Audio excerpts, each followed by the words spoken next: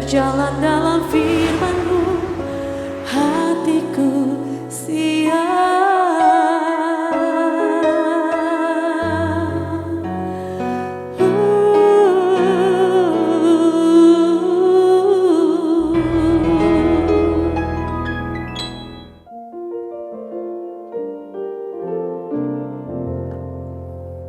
Salam, Karlaver yang dikasih oleh Tuhan Yesus. Senang boleh bersama kembali kami dalam program Rest and God. Kita percaya bahwa dalam anugerah Bapa di surga, kita semua adalah orang-orang yang sangat beruntung, orang-orang yang beroleh anugerah yang luar biasa. Siapa kita sehingga kita diberi kuasa menjadi anak-anak Allah? Siapa kita sehingga kita boleh menghampiri tata kasih karunia Allah yang maha kudus itu? Tapi puji Tuhan, dalam Yesus Kristus itu merupakan posisi baru kita. Oleh sebab itu, mari nikmati hadirat-Nya lewat pujian penyembahan kita, dan kita buka hati pikiran kita untuk merenungkan kembali firman Tuhan yang menjadi panduan, yang menjadi terang, yang mengarahkan hidup kita semakin selaras dengan rancangan Tuhan yang terbaik untuk hidup kita.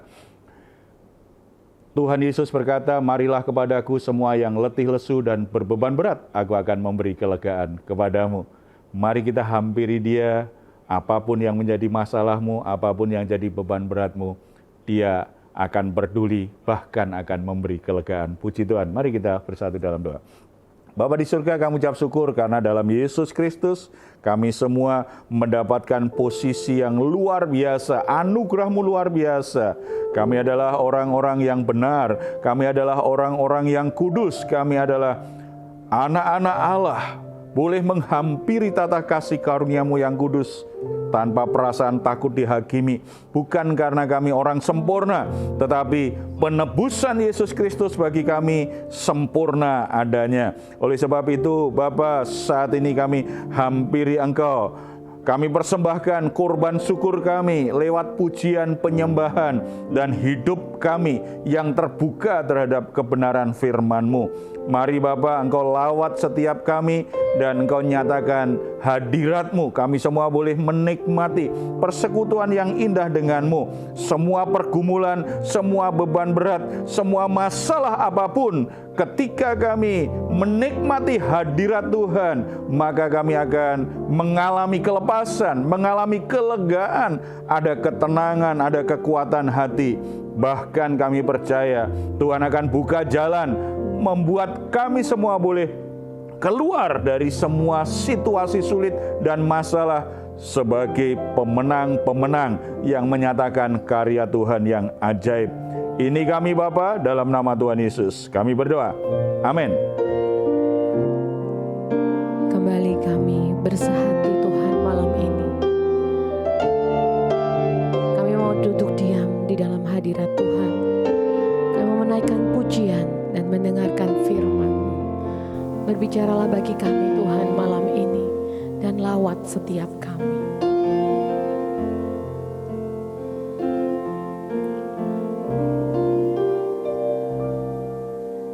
Saat ku masuk ke hadirat-Mu, bawa persembahan ke tempat kudus-Mu. Pujian ku naikkan, sembahku berikan bagi-Mu Allah yang mulia. Kau layakkan ku menghampiri-Mu, melihat tahta kemuliaan-Mu Tuhan. Pujian ku naikkan, sembah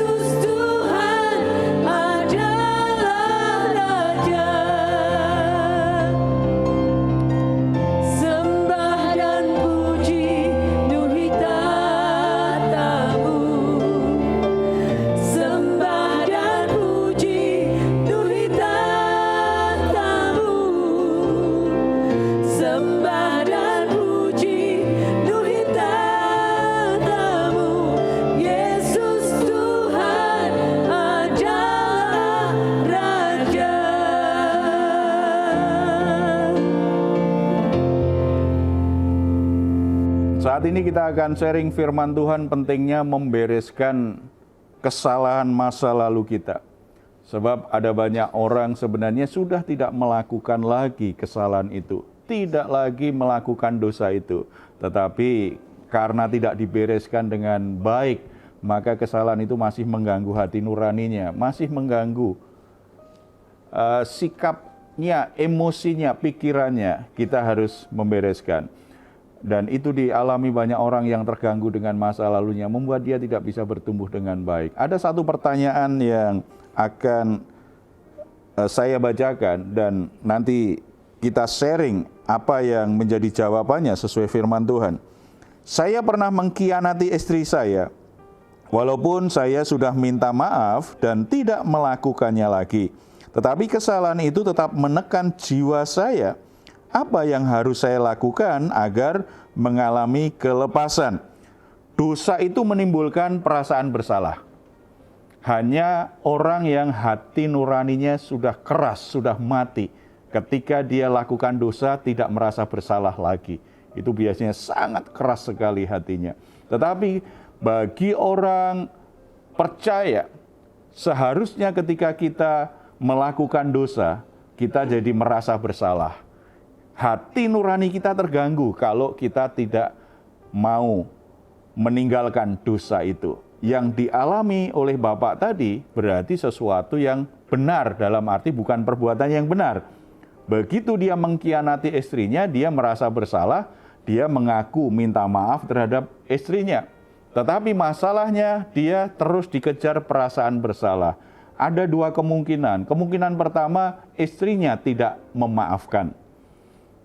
Bapak ini tidak berkata apakah istrinya memaafkan atau tidak. Dia hanya berkata, kenapa saya masih dikejar perasaan bersalah? Ada kemungkinan istrinya sudah memaafkan, tetapi rasa bersalahnya tidak hilang. Karena dia tahu yang dia lakukan itu sangat jahat sekali terhadap istrinya.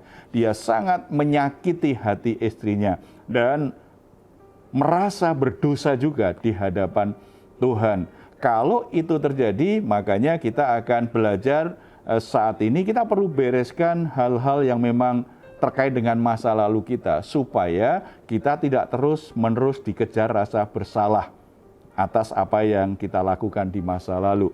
Kita akan melihat dari kisahnya Yakub ketika dia akhirnya berdamai dengan Esau. Itu ada di Kejadian pasal 32 ayat 1 sampai 21. Yakub ini ingin pulang ke rumahnya dan dia tahu bahwa dulu kakaknya Esau itu ingin membunuh dia, yang membuat Yakub meninggalkan rumah karena ketakutan mau dibunuh oleh Esau karena dia sudah menipu kakaknya ini dan merebut hak kesulungannya. Ketika Yakub dalam perjalanan, ternyata perasaan bersalah itu masih sangat kuat sekali, sekaligus ketakutan terhadap balas dendam yang dilakukan oleh kakaknya. Makanya ketika Esau ini mendengar ada rombongan Yakub ini dalam perjalanan mengarah pulang, dia sendiri langsung merespon, dia membawa 400 orang untuk menjumpai Yakub. Tetapi karena Yakub masih dikejar dengan perasaan bersalah dan takut akan balas dendam kakaknya, ketakutannya semakin luar biasa itu. Padahal kalau kita lihat kisahnya lebih utuh, Esau ini bukan ingin menghabisi Yakub, tidak. Tetapi perasaan bersalah itu kan lahir karena kesalahannya, bukan karena korban atas kesalahan kita. Orangnya sudah memaafkan, orangnya sudah mau berdamai dengan kemarahannya, tetapi yang bersalah ini masih dikejar-kejar perasaan bersalah. Ini yang jadi masalah yang membebani jiwa Yakub. Ada banyak orang yang hidupnya tidak bahagia. Ada banyak orang yang hidupnya tidak tenang karena apa? Masih dibebani dengan kesalahan-kesalahan di masa lalu secara mental, secara emosional. Itu sudah tidak dilakukan, tetapi dalam jiwanya itu masih kuat sekali menekan dia. Akibatnya dia tidak alami kebebasan dalam jiwanya. Tertekan terus, rasa bersalah, tidak bahagia, dan ini pasti mengganggu hubungannya dengan orang-orang sekitarnya, mengganggu juga hidupnya hari-hari. Kita lihat kebenaran itu lebih lanjut, bagaimana menyelesaikannya. Lalu bagaimana Pak membereskan masa lalu supaya tidak menekan jiwa? Nah ini, bagi saudara-saudara yang mengalaminya, kita akan belajar dari apa yang dilakukan oleh Yakub. Ketika dia tetap dikejar rasa bersalah seperti itu ya, bagaimana dia kemudian membereskan masa lalunya. Yang pertama, Yakub datang ke tata kasih karunia Tuhan, berdoa dengan ketulusan hati dan mengakui bahwa sebenarnya dia tidak layak, dia memang pantas untuk dihukum. Dia sadar dia layak kalau Esau akhirnya membunuh dia. Artinya dia tidak memposisikan dirinya sebagai orang yang pantas dikasihani dan pantas diselamatkan. Dia sadar betul akan kesalahan yang dia sudah buat dan mohon belas kasihan Tuhan saja untuk bisa menolong dia dari hal tersebut. Pasal 32 ayat 9, kita baca 9 sampai 12. Kemudian berkatalah Yakub, "Ya Allah nenekku Abraham dan Allah ayahku Ishak, ya Tuhan yang telah berfirman kepadaku, pulanglah ke negerimu serta kepada sanak saudaramu, dan aku akan berbuat baik kepadamu. Sekali-kali aku tidak layak untuk menerima segala kasih dan kesetiaan yang engkau tunjukkan kepada hambamu ini. Sebab aku membawa hanya tongkatku ini waktu aku menyeberangi sungai Yordan ini. Tetapi sekarang telah menjadi 2 pasukan. Lepaskanlah kiranya aku dari tangan kakakku, dari tangan Esau, sebab aku takut kepadanya. Jangan ia datang membunuh aku, juga ibu-ibu dengan anak-anaknya. Bukankah engkau telah berfirman, tentu aku akan berbuat baik kepadamu dan menjadikan keturunanmu sebagai pasir di laut yang karena banyaknya tidak dapat dihitung." Saudara lihat doa Yakub ini bukan doa yang hanya basa-basi, hanya rutinitas, tetapi lahir dari ketakutannya dan mohon belas kasihan Tuhan yang luar biasa. Aku tidak layak ditolong. Aku ini layak mendapatkan semua konsekuensi buruk dari kesalahan-kesalahanku di masa lalu. Oleh sebab itu, aku berharap betul mendapat belas kasihan dari Tuhan untuk menolong aku. Aku membutuhkan Tuhan. Aku takut Tuhan. Dari kata-kata yang diucapkan Yakub, kita tahu kalau saudara ingin bereskan dirimu dari semua kesalahan masa lalu yang masih mengejarmu padahal engkau sudah bertobat. Ini yang sudah bertobat loh ya. Kalau belum mengakui kesalahannya dan belum bertobat, harus bereskan dulu itu. Dikejar perasaan bersalah, ada ketakutan. Kita harus jujur. Datang kepada Tuhan, kita memang ada kesalahan. Jangan cari pembenaran, jangan cari berbagai alasan bahwa engkau sudah selesaikan semuanya. Sepertinya engkau sudah sempurna bereskan dari bagianmu. Tidak. Dan jujur juga dengan perasaan kita. Aku takut kepada Esau. Aku takut kepada abangku kalau dia akhirnya membunuh aku. Salah satu kebebasan yang dialami orang kalau ditekan dengan perasaan bersalah apa? Sebuah kepastian bahwa dia diampuni. Dan kalau sampai alami kebebasan, maka dia juga harus sadar bahwa dia takut. Dia dikejar rasa bersalah, jujur dengan apa yang dia rasakan. Yakub jujur dengan apa yang dia rasakan dan dia butuh belas kasihan Tuhan. Untuk mendapatkan kepastian, dia sungguh-sungguh sudah diampuni. Mengapa banyak orang terus tertekan dengan rasa malu, perasaan takut, dikejar rasa bersalah tadi, dikejar rasa berdosa? Karena ada banyak orang tidak jujur dengan suasana hatinya, dengan keadaan hatinya. Kalau kita ingin alami kesembuhan hati, kesembuhan dari semua hal yang menekan jiwa kita, kita harus jujur. Kalau takut ya kita bilang takut. Kalau kita sedang kesal, sedang marah, ya kita bilang kesal, kita marah. Kalau kita malu, kita jujur, kita malu. Kalau kita khawatir, bilang khawatir di hadapan Tuhan. Itulah keadaan kita. Ketidakjujuran terhadap apa yang kita rasakan membuat jiwa kita terus tertekan. Kalau ingin alami kelepasan, kita harus jujur. Tuhan berkata, mengaku dosa. Hendaklah engkau mengaku dosa. Tuhan akan mengampuni. Tidak sekedar mengaku aku salah, tetapi ketika berkata aku salah, itu juga kita jujur dengan perasaan kita. Jadi tidak sekedar mengakui kebutuhan kita yang lahiriah, tetapi kita juga jujur dengan perasaan kita. Ada banyak orang terus terperangkap dengan masa lalunya dan tidak beres ini. Padahal sudah minta maaf, sudah tidak lakukan lagi, sudah bertobat. Tetapi di jiwanya masih ditekan dengan kesalahan-kesalahan di masa lalu. Karena tidak jujur dengan perasaannya dan menghampiri Tuhan harus dengan kerendahan hati. Sungguh-sungguh aku membutuhkan belas kasihan-Mu Tuhan. Bebaskan aku dari ketakutan ini, selamatkan aku dari hal-hal buruk yang akan terjadi karena aku sungguh-sungguh ketakutan akan hal ini. Jadi tidak sekedar berdoa minta tolong Tuhan, enggak. Saya menyebutnya ini namanya konseling dengan Tuhan nih. Kita harus konseling dengan Tuhan kalau kita masih terperangkap dengan semua hal di masa lalu kita. Kita harus konseling. Orang konseling itu kan harus jujur. Orang harus jujur dengan faktanya, jujur dengan apa yang terjadi, dan jujur apa yang kita rasakan akibat peristiwa itu. Kalau itu tidak dilakukan, saudara konseling didoakan tetap aja tidak boleh.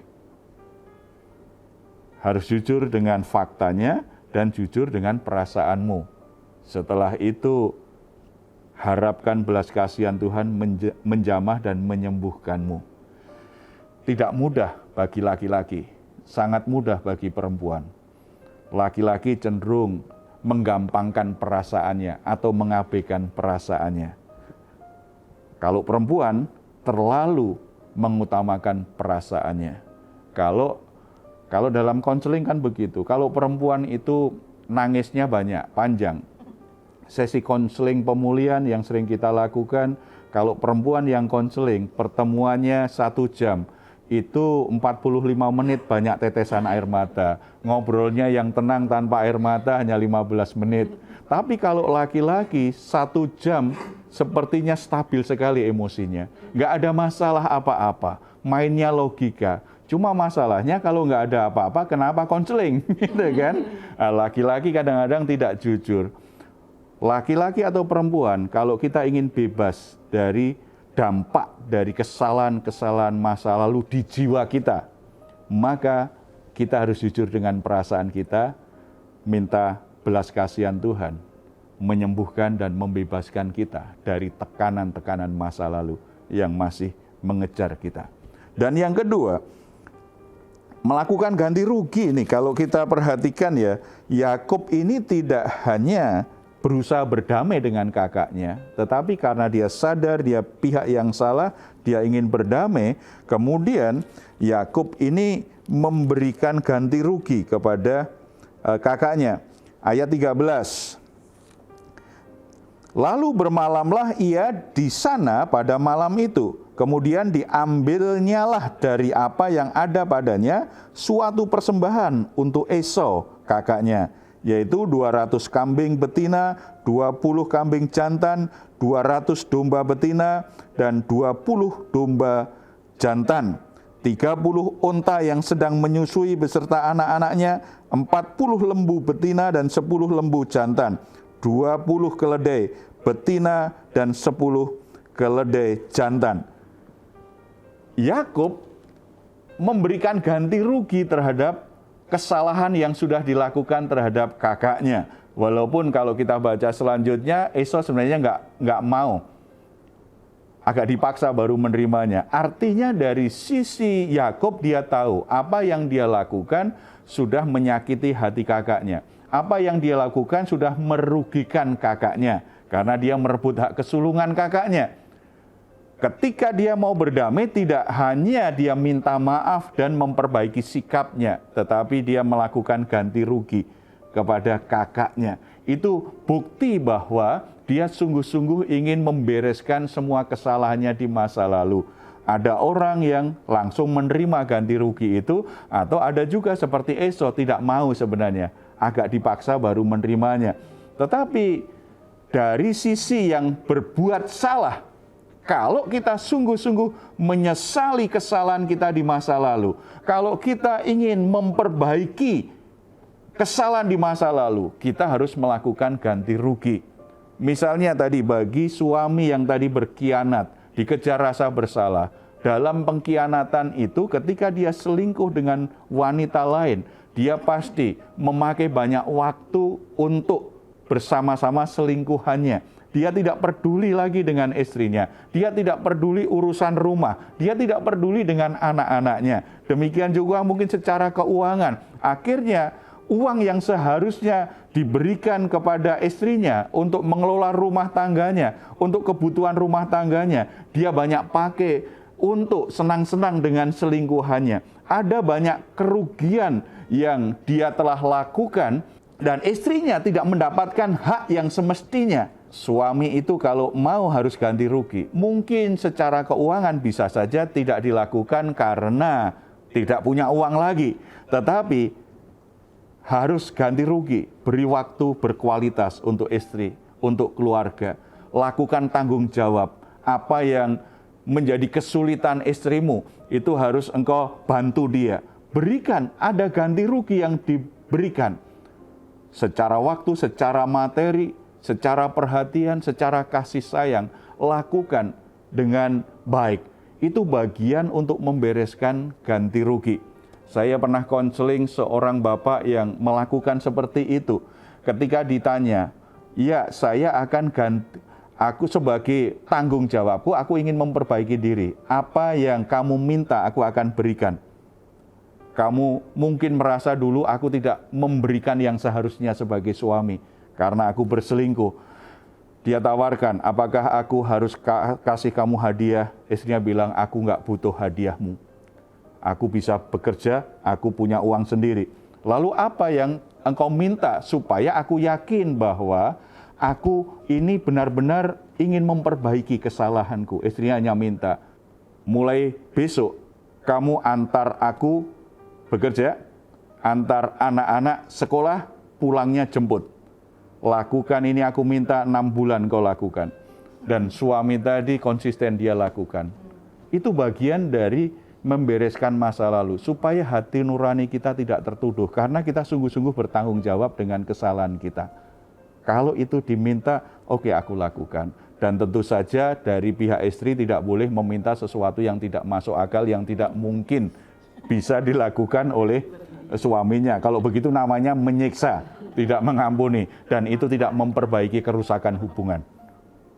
Hal-hal yang wajar tetapi menunjukkan dulu kamu nggak punya perhatian terhadap aku. Sekarang antar jemput aku ya. Kamu nggak punya waktu untuk anak-anak. Sekarang kamu antar jemput anak-anak ya. Itu bagian yang akhirnya suami bisa lakukan. Seiring dia lakukan itu, perasaan tertuduh itu makin berkurang karena dia tahu dia sedang memperbaiki kesalahannya terhadap istri dan keluarganya. Jadi saudara-saudara yang dikasihi oleh Tuhan, jangan biarkan kesalahan di masa lalu terus menekan dan menjerat kita. Jangan biarkan ada perasaan bersalah tertuduh kalau saudara memang benar-benar sudah bertobat dari dosa-dosa dan kesalahanmu di masa lalu. Ada pengampunan Yesus yang sempurna. Tetapi kalau hati nuranimu masih tertuduh, mungkin memang perlu membereskan seperti yang dilakukan Yakub. Datang kepada Tuhan, bebaskan jiwamu dari emosi negatif yang menekanmu, jujur dan minta kesembuhan Tuhan, kebebasan di batin dulu. Setelah itu berikan ganti rugi yang seharusnya. Perbaiki kerusakan-kerusakan yang diakibatkan oleh kesalahan yang engkau lakukan di masa lalu. Mari kita bersatu dalam doa. Bapa di surga, kami bersyukur karena dalam Yesus Kristus kami semua beroleh anugerah pengampunan yang sempurna. Dan Yesus sudah membayar lunas semua dosa dan kesalahan kami.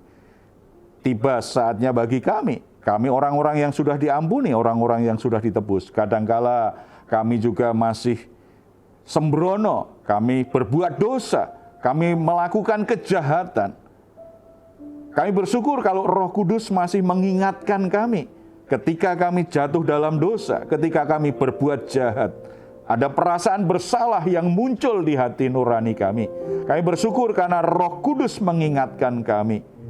Sehingga kami cepat-cepat untuk bertobat, mengakui dosa kami dan tidak melakukannya lagi. Tetapi di antara kami seringkali juga masih dikejar rasa bersalah. Walaupun kami sudah mengaku dosa di hadapan-Mu, kami bahkan sudah minta ampun kepada orang-orang yang kami lukai dengan dosa-dosa dan kesalahan tersebut. Hati nurani kami tetap dikejar dengan rasa bersalah.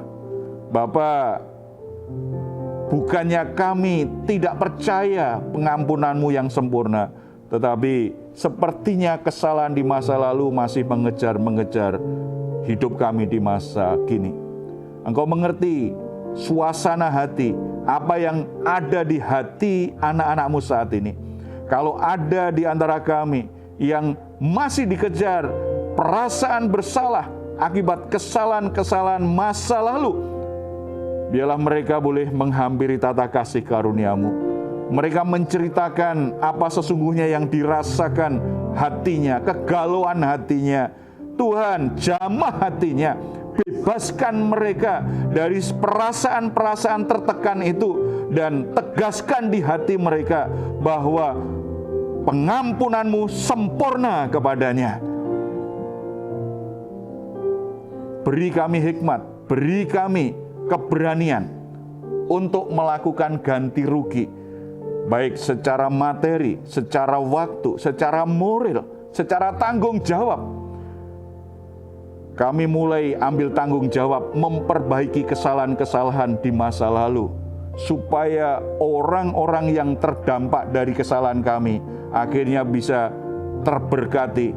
Mereka tidak lagi menuduh kami sebagai orang yang telah melakukan banyak kesalahan di masa lalu. Hubungan kami pulih dengan orang-orang yang pernah kami sakiti. Hubungan kami pulih dengan orang-orang yang pernah kami khianati. Hubungan kami pulih dengan orang-orang yang selama ini kami terlantarkan. Bapa di surga memberkati suami istri yang sudah melakukan pengkhianatan terhadap istrinya. Pertobatan mereka kiranya Tuhan tolong lebih lanjut, mereka bisa membereskan masa lalunya ini dengan pasangannya. Demikian juga sebaliknya, kalau ada istri yang berkhianat terhadap suaminya, mereka juga dijamah oleh Tuhan sehingga mereka juga bertobat meninggalkan perbuatannya yang berdosa dan menyakiti hati Tuhan dan suaminya. Mereka juga memperbaiki kesalahan di masa lalu dengan benar sebagaimana firman Tuhan ajarkan hari ini. Demikian juga para orang tua yang sudah mengabaikan anak-anaknya selama ini. Anak-anaknya terlantar, anak-anaknya terluka, anak-anaknya merasa tidak dikasihi.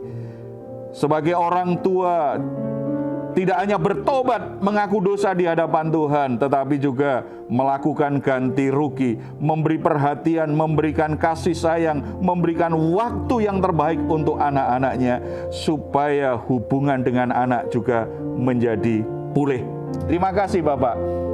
Engkau menjangkau saudara-saudara yang dikejar-kejar dengan perasaan bersalah tentang masa lalunya. Roh Kudus jangkau mereka, Roh Kudus jamah hati mereka, supaya mereka boleh menemukan damai sejahtera di dalam Yesus Kristus Tuhan. Dalam nama Tuhan Yesus kami berdoa. Amin.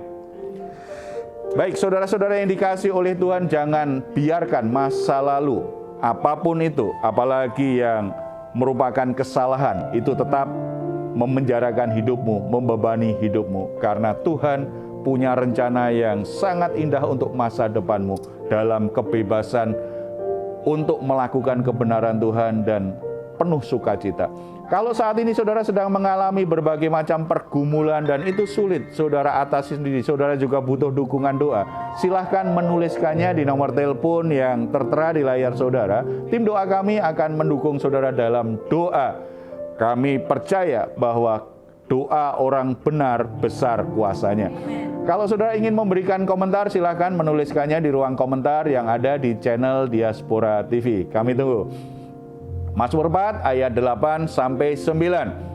Engkau telah memberikan sukacita kepadaku lebih banyak daripada mereka ketika mereka kelimpahan gandum dan anggur.